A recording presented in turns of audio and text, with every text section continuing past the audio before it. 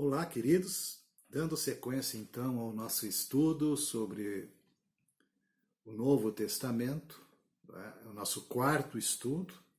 Hoje vamos estudar o Evangelho de Lucas e o nosso lema é o seguinte: o estudo tem que ser nada cansativo e bem explicadinho. O Evangelho de Lucas, ele retrata a Jesus como o Filho do Homem. Então, a humanidade de Jesus é vista como nunca no Evangelho de Lucas. Esse Evangelho foi escrito no ano 58, por volta do ano 58 até o ano 60. Esta figura ilustra a pessoa, o Senhor Jesus, o homem Jesus, que depende de tudo como um ser humano, né? Tendo seus momentos de oração e de quietude diante do Pai. Os versículos chaves estão aqui nesse slide. O primeiro está no capítulo 19, o versículo 10. Na verdade, ele é emblemático porque diz: porque o Filho do Homem veio buscar e salvar o perdido. Então, o Filho do Homem veio buscar e salvar o perdido. E o segundo texto é o que está em Lucas 4, versículos 18 e 19, quando Jesus vai iniciar o seu ministério. Ele está em Nazaré e ele é rejeitado pelos seus ali. Ele não é aceito, não é reconhecido. Então Jesus vai até a sinagoga, como de costume, e então lhe dão ali o livro do profeta Isaías. É aberto então o profeta Isaías, Jesus, ali Isaías 61, versículos 1 e 2, e é o que está escrito aí então no Evangelho de Lucas, no capítulo 4, versículos 18 e 19. O Espírito do Senhor está sobre mim, pelo que me ungiu para evangelizar os pobres, enviou-me para proclamar libertação aos cativos e restauração da vista aos cegos, para pôr em liberdade os oprimidos e apregoar o ano aceitável do Senhor. E assim começou ele, então, o seu ministério na terra como Filho do Homem. Logo em seguida, ele se dirige a Cafarnaum. E o primeiro milagre registrado aqui em Lucas, em Cafarnaum, é que ele poderosamente expulsa o demônio de uma pessoa atormentada. E logo em seguida, ele cura a sogra de Pedro. E um pouco mais à frente, já a narrativa mostra que muitos enfermos, ao pôr do sol, compareciam perante ele. Todos eram curados.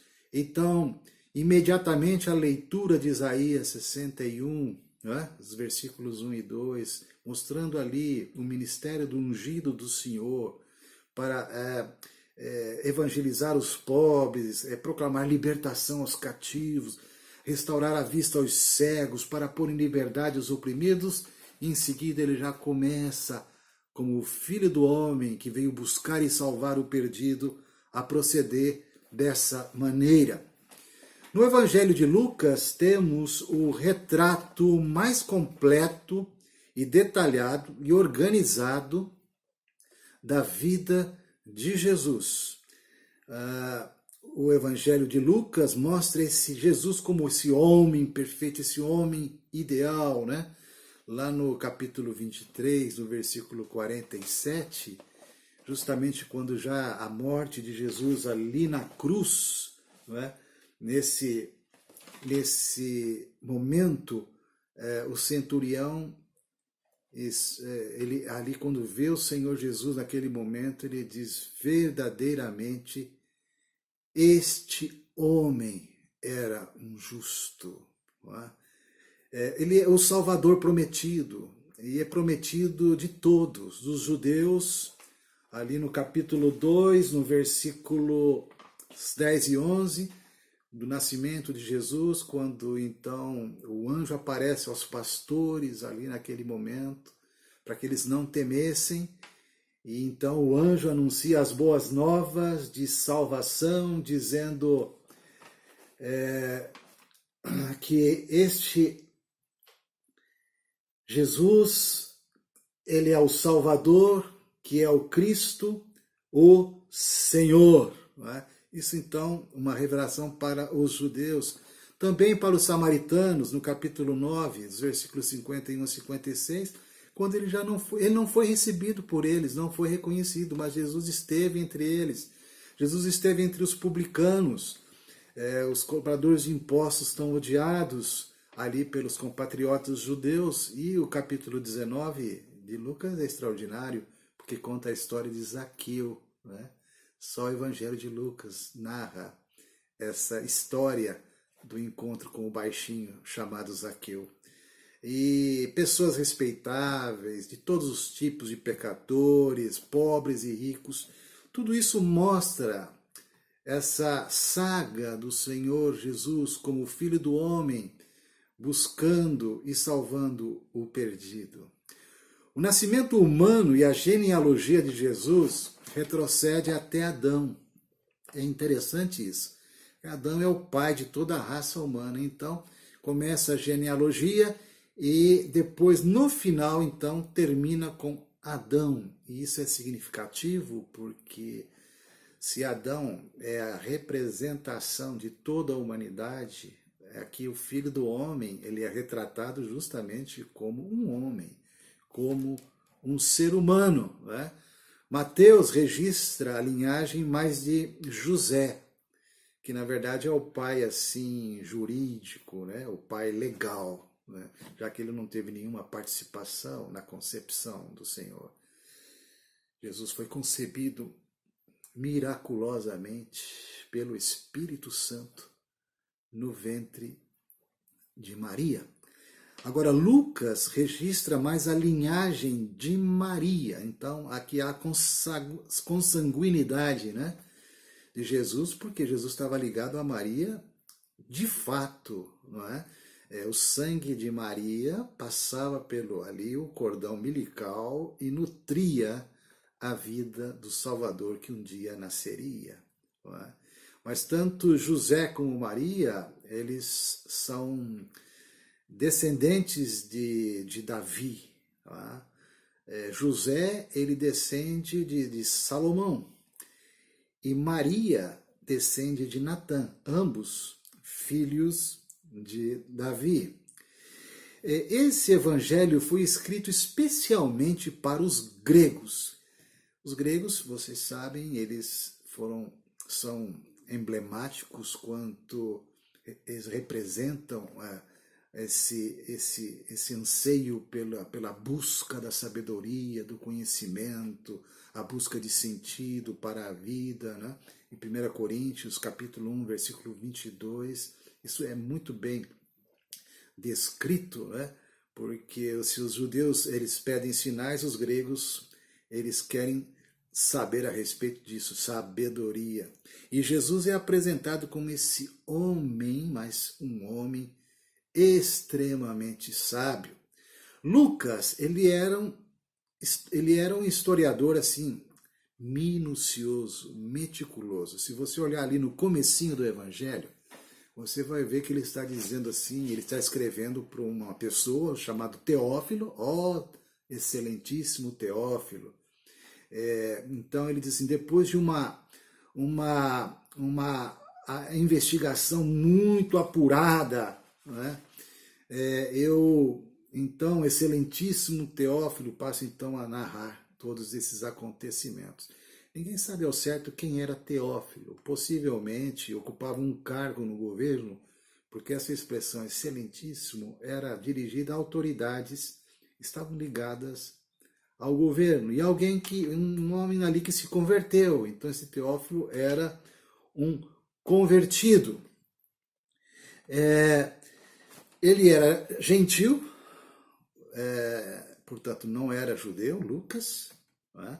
Lá em Colossenses 4,14 está registrado isso, que ele é chamado de Lucas, o médico amado. Né?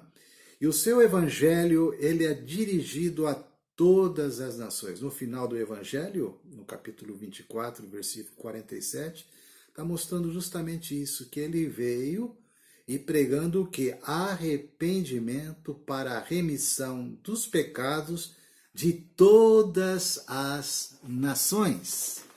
Portanto, esse evangelho, ele também é universal. Vemos então o Filho do Homem em Lucas em sua perfeição, sabedoria e caráter.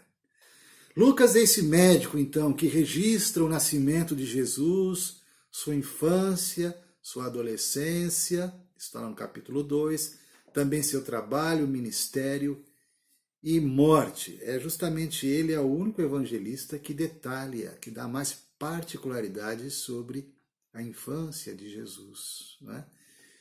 Lucas, sendo o médico amado, como eu disse, ele realça muito as curas, ele dá muita importância. Tanto é que dos 6 milagres realizados por Jesus no Evangelho de Lucas, 5 são sobre curas. Só Lucas registra que Jesus suou sangue, lá no capítulo 22, versículo 44. Médico, cura-te a ti mesmo. Essa é uma expressão lá do Evangelho, né? No capítulo 4, versículo 23. O Evangelho de Lucas é o maior dos evangelhos. O maior, assim, em extensão, não em capítulos. Né? Dos 4, o maior em capítulos é Mateus, que tem 28 capítulos. Não é? Depois Lucas, que tem 24 capítulos, seguido de João, que tem 21 capítulos. E o mais curto, Marcos, que tem 16 capítulos. E existem alguns relatos exclusivos do Evangelho de Lucas. No capítulo 7, os versículos de 36 a 50, o relato da pecadora que ungiu os pés de Jesus, lá na casa do fariseu chamado Simão. Né? No capítulo 19, versículos de 1 a 10, o relato do encontro de Jesus com aquele publicano baixinho, o Zaqueu, só no Evangelho de Lucas, Zaqueu, o publicano. No capítulo 23, versículos 39 a 43, é o único evangelho que relata o diálogo entre os dois malfeitores que estão ali na cruz. Um está ali blasfemando contra Jesus, mas o outro o repreende e então ele honra a Jesus ali e pede a misericórdia do Senhor. Somente em Lucas está registrado isso. Ainda no capítulo 24, os versículos de 13 a 35, nós temos aquela maravilhosa narrativa dos 2 discípulos no caminho de Emaús, né? Após a ressurreição do Senhor. Né? E ainda há um outro registro que acabei não colocando aí, mas é o registro de Lucas 10, os versículos de 38 a 42, onde fala de Marta e Maria, naquele incidente em que eles estão em Betânia, eles moravam lá, e Jesus está para chegar com os seus discípulos, e eles recebiam sempre o Senhor ali, porque eram amigos, e Marta estava muito atarefada ali, cuidando das coisas, dos preparativos, né, do almoço, e Maria estava tranquila ali aos pés do Senhor, só adorando, ouvindo o Senhor. Então existe aquele momento ali em que há um embate, né? onde a queixa de Marta, falando, Senhor, olha, ela não me ajuda, Maria não me ajuda, eu estou tão atarefada. Enfim, a história muito conhecida. E nós temos algumas parábolas também só no Evangelho de Lucas, não aparecem nos outros evangelhos. Né? No capítulo 10, os versículos de 25 a 37, nós temos o bom samaritano. No capítulo 11, nos versículos de 5 a 8, nós temos a parábola do amigo importuno. No capítulo 15, versículos de 1 a 32, nós temos 3 parábolas. A da ovelha perdida, da dracma perdida e do filho pródigo, ou do filho perdido. E no capítulo 18, versículos de 9 a 14, temos então a parábola do fariseu e do publicano, enquanto que esses 2 homens estão no templo, o fariseu todo orgulhoso, cheio de si, cheio de justiça própria, orando de peito estufado, né? ah, como eu sou bom, né, como Deus me admira, não é? E lá está o outro, o publicano, se sentindo culpado, miserável, e orando: Senhor, tem misericórdia, sê propício a mim. Não é? Dando sequência, então, aqui este texto que mostra exatamente o perfil do Evangelho de Lucas e da pessoa do Senhor. Essas passagens todas retratam a compaixão e simpatia de Jesus por todos os homens. Sendo o Evangelho para os pecadores, Jesus foi contado com os malfeitores. Então, o capítulo central está é o capítulo 15, tá? As três parábolas, né? A da ovelha perdida, a moeda perdida e o filho perdido. O apóstolo Paulo influenciou Lucas muito na vida de Lucas, no ministério de Lucas. Lucas foi um cooperador de Paulo, isso você pode ver lá em 2 Timóteo 4:1, Filemão 24. Lá em 2 Timóteo, a segunda carta, Paulo já estava aprisionado. A maioria de muitos discípulos o tinham abandonado, ele se sentia só. E lá então, Paulo diz a Timóteo que somente Lucas está comigo. Então Lucas estava lá até o último momento da vida de Paulo. Ele acompanhou Paulo em trechos da segunda, terceira e quarta viagens missionárias. Foi um amigo fiel de Paulo. Paulo influenciou Lucas em seus escritos, tanto o Evangelho como o livro de Atos, né? Um livro histórico de narrativas, foi escrita também por Lucas. Características especiais, então, aqui vou citar alguma coisa desse evangelho, há uma ênfase de alegria e música. É o que mais fala do Espírito Santo, há muitos textos. É o evangelho da oração, é o evangelho da dependência, daquele homem que está sempre em oração, pedindo ao Pai, né? É o papel das mulheres no ministério de Jesus. Vejam vocês quantas passagens estão aí justamente mostrando a participação das mulheres na vida de Jesus, no seu ministério, sustentando inclusive financeiramente. Por fim, então, uma proposta de divisão do livro para estudo, duas propostas. A primeira, 4 partes. A primeira parte, então, do capítulo 1 até o capítulo 4, versículo 13, do nascimento à tentação de Jesus. A segunda parte, do capítulo 4, 14 ao 9, 36, da tentação à transfiguração. A terceira parte, do capítulo 9, 37 a 23, 56, da transfiguração ao túmulo. E a quarta parte, o capítulo 24, do túmulo aos céus. Ou em duas grandes partes. A primeira parte, do capítulo 1 até o capítulo 19, versículo 27, buscando o perdido. E a segunda parte, do capítulo 19, 28 a 24, 53, o Filho do Homem salvando o perdido. Desta forma, concluímos então esse estudo breve, resumido, do Evangelho de Lucas. Espero que tenha abençoado a sua vida. Nos vemos então até o próximo estudo. Um grande abraço.